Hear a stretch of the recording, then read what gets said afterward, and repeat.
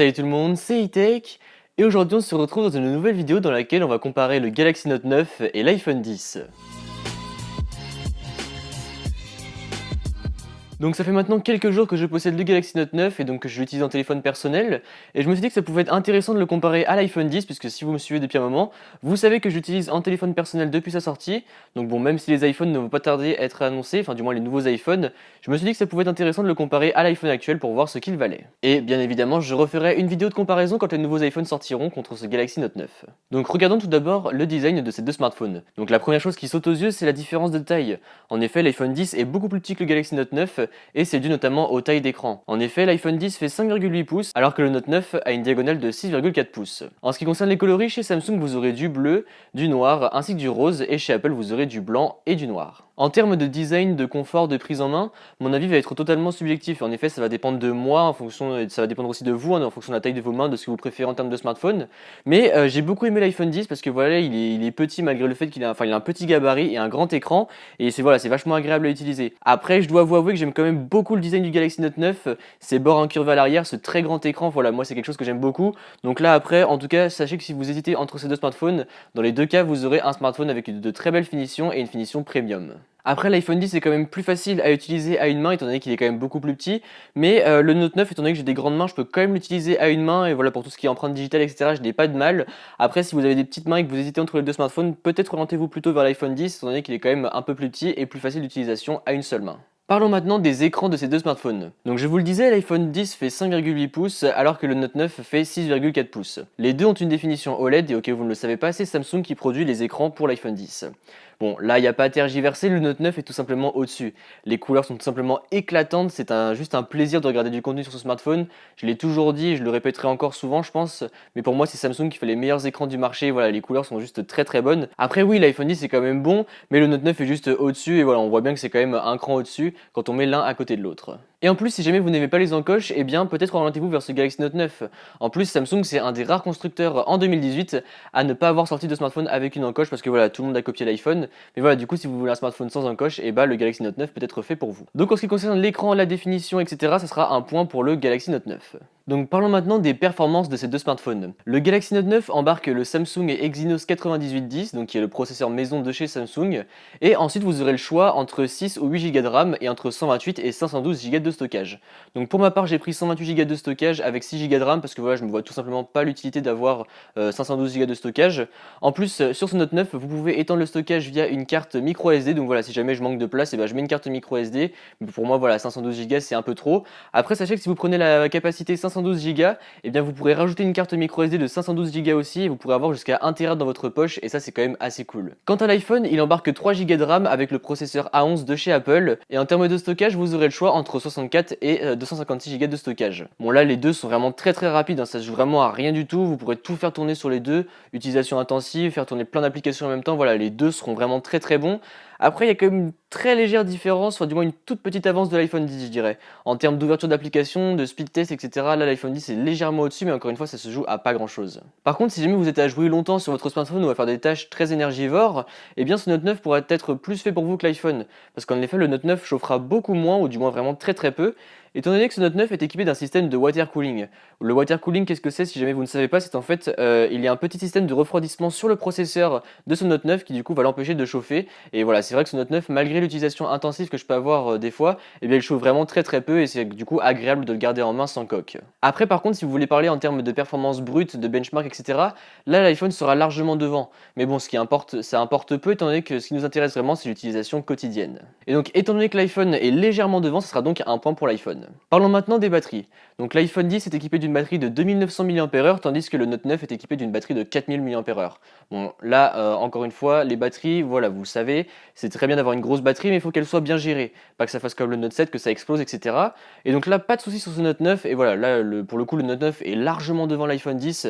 La batterie est juste incroyable, voilà pour l'instant les journées que j'ai pu faire avec, à chaque fois il me restait 30% de batterie alors que l'iPhone voilà je peine à finir, voilà il me reste allez peut-être 10%, 5-10% et encore je dois me mettre en économie de batterie.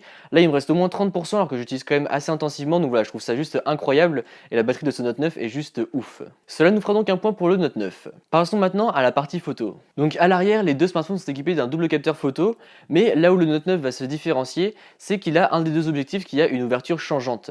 Donc l'ouverture changeante, qu'est-ce que c'est? C'est en fait, en fonction de la luminosité, le capteur photo du smartphone va s'agrandir ou se rétrécir pour pouvoir laisser passer plus de lumière et pour pouvoir avoir un cliché avec plus de luminosité à l'intérieur. Bon, après, les deux smartphones sont excellents en photo, hein, vous ferez de très belles photos, peu importe le smartphone que vous choisirez entre ces deux-là, mais j'ai quand même une petite préférence pour le Galaxy Note 9, le rendu des photos et tout, voilà, les couleurs sont un peu plus vives que sur l'iPhone 10. L'iPhone 10 se rapproche peut-être un petit peu plus de la réalité, mais voilà, je préfère le rendu des photos sur le Galaxy Note 9. Après, encore une fois, les deux feront vraiment de très belles photos. En termes de vidéo, là, pour le coup, j'ai plus une préférence pour l'iPhone 10. Il est plus stabilisé, bon, ça se joue vraiment à pas grand-chose, hein, mais voilà, il est un peu plus stabilisé, et le focus est un peu plus rapide, et en plus, voilà, je préfère le rendu, pour le coup, plus proche de la réalité en ce qui concerne les vidéos, alors que le Note 9, voilà, des fois, il y a un petit peu trop de surexposition en vidéo, donc voilà, pour le coup, en vidéo, ce sera point pour l'iPhone 10. En ce qui concerne la caméra frontale, là, les deux font encore également de très bonnes photos, hein, voilà, que ce soit en basse luminosité ou en plein jour, voilà, vous ferez vraiment de très bons selfies. Après, j'ai quand même une petite préférence là encore pour l'iPhone 10. En effet, je trouve que sur Samsung, il y a encore un léger filtre qui s'applique sur le visage, enfin du moins un effet de lissage, alors que sur l'iPhone, il y a beaucoup plus de détails. Donc voilà, là pour moi, ce sera un point pour l'iPhone en termes de vidéo et de caméra frontale, et un point pour le Galaxy Note 9 en termes de photo dorsale. Par contre, il y a deux choses sur lesquelles le Note 9 va se différencier de l'iPhone sur la partie photo. Premièrement, il est équipé du Super Slow Motion, donc c'est quelque chose qui a fait son apparition sur le Note 9 et qui va permettre de faire des vidéos en 960 images par seconde, donc voilà, avec des ralentis vraiment très très beaux, et moi j'adore le rendu que ça fait, voilà, on peut faire vraiment de très très belles vidéos. Et la deuxième chose, c'est qu'en fait, avec le stylet de ce Note 9, eh bien vous pourrez prendre des photos à distance. En effet, vous posez le smartphone sur un trépied, vous enlevez le stylet, et avec le stylet, vous pourrez prendre des photos à distance, puisque le stylet est désormais Bluetooth, donc il va agir comme une télécommande sur le smartphone, et vous pourrez prendre des photos à distance. Donc voilà, si jamais vous aimez faire des photos de famille, par exemple, enfin du moins des selfies de famille, et bien avec le Note 9, ce sera un peu plus facile qu'avec l'iPhone 10. D'ailleurs, parlons-en de ce stylet, puisque voilà, c'est quand même la spécificité de la gamme Note, et qui fait quand même une grosse différence par rapport à l'iPhone 10.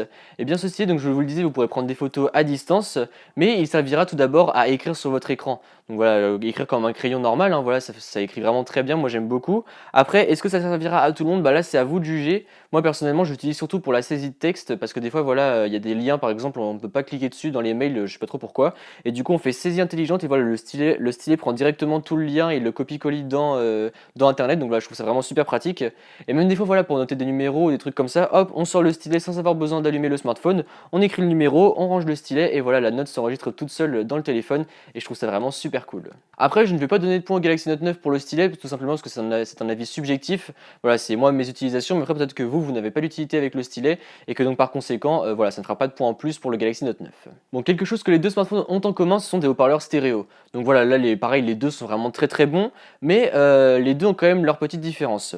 À bas volume, le Note 9 est meilleur. En effet, voilà, on active le Dolby Atmos, voilà, le son est vraiment très bon, ça sort d'en haut et d'en bas, et le son est clair et tout, enfin voilà, vraiment un bon son.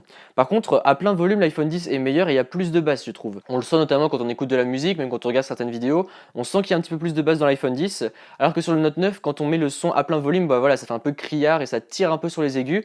Mais après voilà, si vous ne poussez pas trop le son, le Note 9 sera pour moi meilleur que l'iPhone 10, et si jamais vous mettez le son à plein volume tout le temps, eh bien choisissez l'iPhone 10. En ce qui concerne les méthodes de déverrouillage, là encore, il y en a beaucoup qui vont les différencier.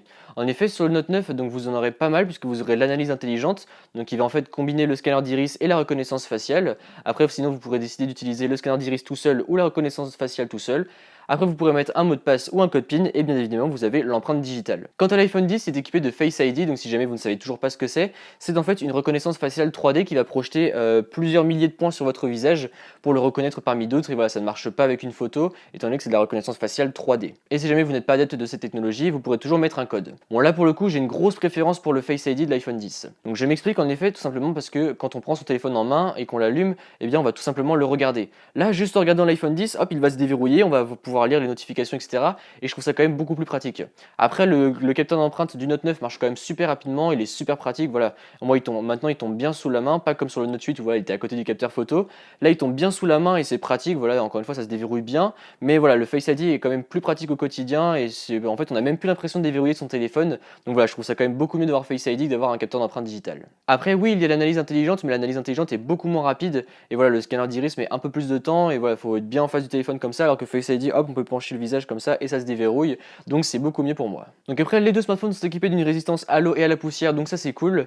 Par contre, là où l'iPhone c'est un peu moins cool, c'est que voilà, si vous voulez le recharger rapidement avec un chargeur rapide de chez Apple, puisque maintenant les iPhone 10 sont compatibles avec la charge rapide, eh bien vous devrez débourser une soixantaine d'euros en plus pour avoir le chargeur compatible ainsi que le câble Lightning vers USB-C. Donc voilà, ça je trouve ça un peu dommage, alors que chez Samsung c'est intégré dans la boîte. Après, le Note 9 est également équipé d'une prise jack, mais bon, personnellement, je n'en ai pas l'utilité, donc voilà, ça ne sera pas un point en plus pour moi. Donc du coup, lequel de ces deux smartphones est fait pour vous? Eh bien, je vais vous conseiller le Note 9, déjà si vous voulez le meilleur écran du marché, parce que voilà, les couleurs sont juste incroyables.